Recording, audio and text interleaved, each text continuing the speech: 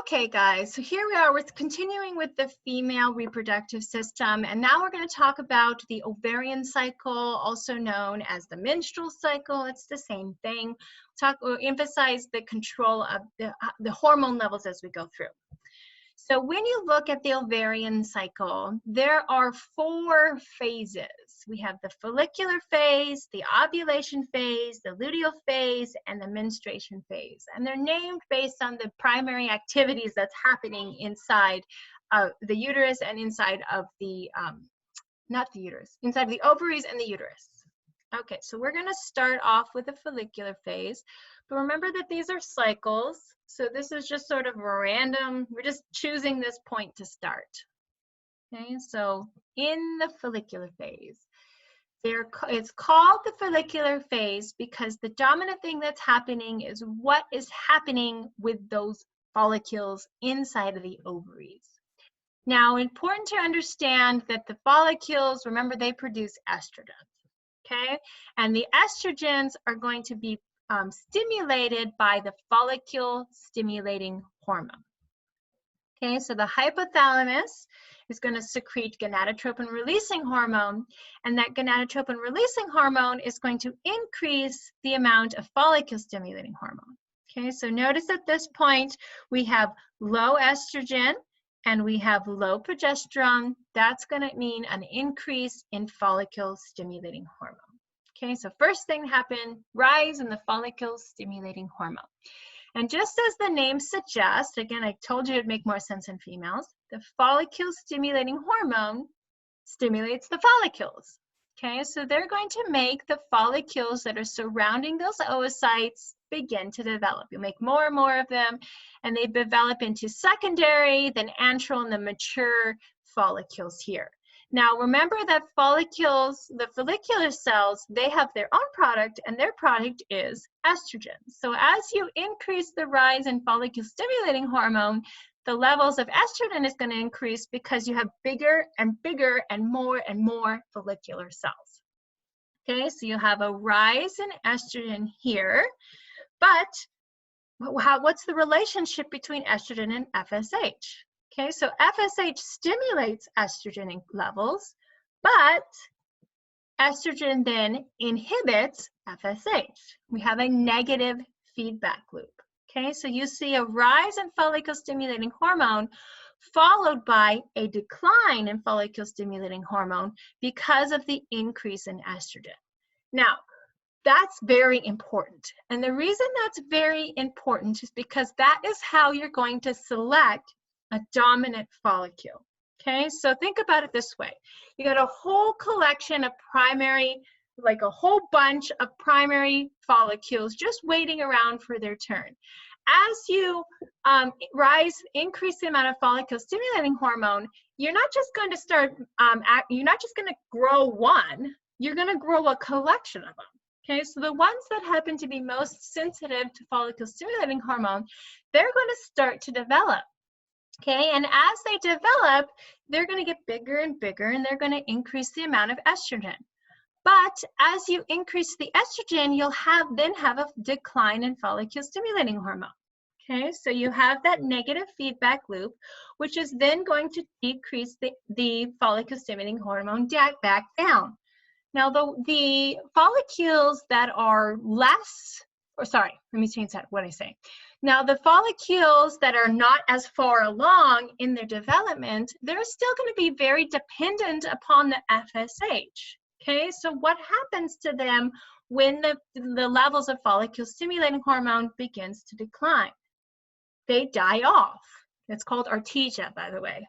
Okay, so they die off, and that's very important because what happens is you only want to ovulate one, and so you're going to select for the biggest, strongest one because that will be the only one that is no longer dependent upon the FSH. It's gotten so big and strong, it doesn't need the follicle stimulating hormone anymore.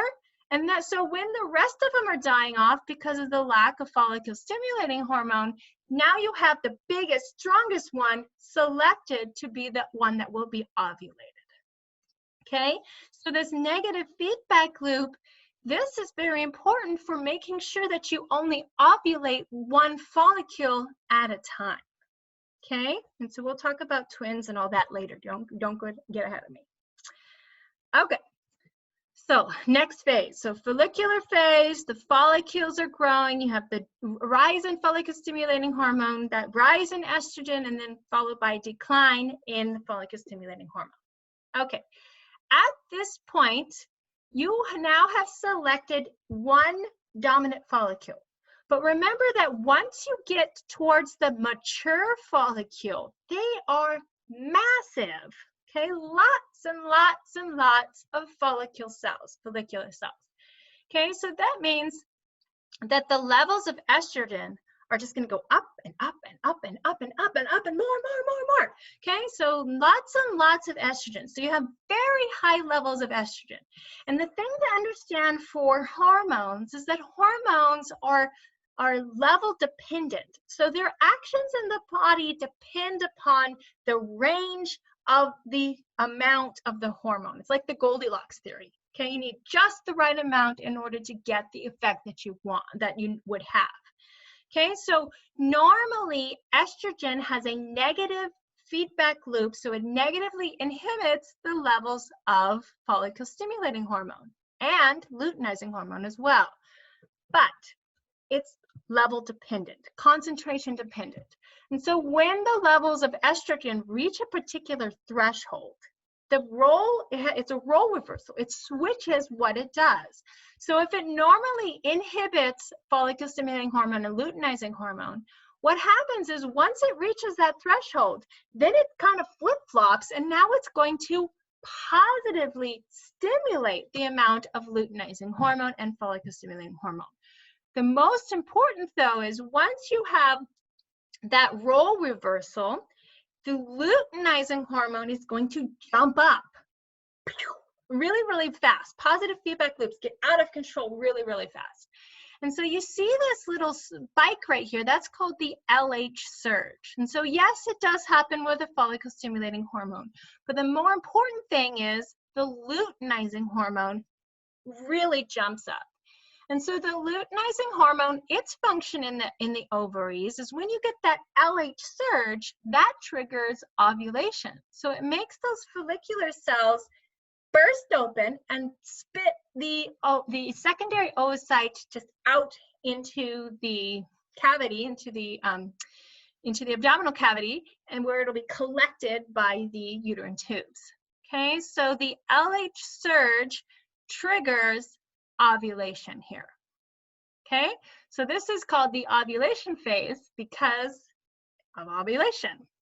Okay, the next phase of what happens is when you ovulate the egg, so you've lost the secondary oocyte, you still have your follicular cells like still there. Now they become a different structure. After the secondary oocyte has left, it's gone, what's left over is a corpus luteum. Corpus luteum. Okay, so here we have the corpus luteum, and the corpus luteum is I think of it sort of like a scar tissue that's left over after you've ovulated the egg. Okay, so this corpus luteum secretes a different hormone. Okay, so the corpus luteum is going to dominate the luteal phase. Also notice this word here, luteinizing hormone. Why do you think it's called luteinizing hormone? It's because it luteinizes the follicle, becomes a luteum. Okay, the corpus luteum. So everything makes sense. So the luteinizing hormone triggers ovulation, meaning that what you have left is the corpus luteum. And the corpus luteum, instead of producing estrogen, like the follicle, now what it produces is a different hormone, which is called progesterone. Okay, so the corpus luteum is going to produce progesterone, and so the levels of progesterone are going to increase. And as the levels of progesterone increase, they go to the uterus and they make it so that the endometrium, the inner layer, gets thicker and thicker. Okay, so what they do is they make the glands become bigger and more elaborate, and they make more and more blood supply to the endometrium. Well, why do you want a big endometrium? Think about it here. You've just ovulated your egg. You need a home for it. Okay, so remember that the function of that endometrium is to create a nice, wonderful place for that egg, the oocyte, to embed itself during pregnancy. Okay, so you need to make sure that endometrium is nice and thick and juicy, a wonderful place for it to embed itself in. Okay, so you've ovulated, now we're going to give it a home. So that's why you're going to be growing the endometrium during the luteal phase. Okay, and again, you're going to resume that negative feedback loop, so you'll drop all that levels back down. Okay, so now we have high levels of progesterone, nice thick endometrium. Whenever you make the corpus luteum, as soon as you make the corpus luteum begins to degrade. So it takes a little while to degrade, but eventually the corpus luteum will degrade. And when you degrade the corpus luteum, what's going to happen to the levels of progesterone? They will be decline, right? So as the corpus luteum degrades, goes away, the progesterone levels are going to decline. And when you decline the progesterone levels, what happens to the endometrium? It begins to shed, and we call that menstruation, okay? And so after you finish menstruation, you're just going to start right back over again with the follicular phase and continue on the circle. So I know a lot of you are going to be like, oh my God, so many different things to think about. But it's really about cause and effect. You already know the interactions of the hormones. The only thing new is that specialized LH surge. Other than that, you still have the negative feedback loop that you've already seen over and over again. Okay, so if you really think of this like a story that has a cause and effect, you're going to be just fine. Which hormone stimulates the follicles to mature? It's right in the name. Follicle stimulating hormone, which is secreted by the anterior pituitary. Which hormone triggers ovulation? That would be luteinizing hormone. It's going to luteinize the follicle, make it become a corpus luteum by triggering ovulation. And that one will also be secreted by the anterior pituitary. Which hormone prepares the endometrium for implantation? That would be progesterone, which is secreted by the corpus luteum, which is in the ovaries. Okay, so I'm going to go ahead and stop it, and then I'll come back and talk about menopause and then pregnancy.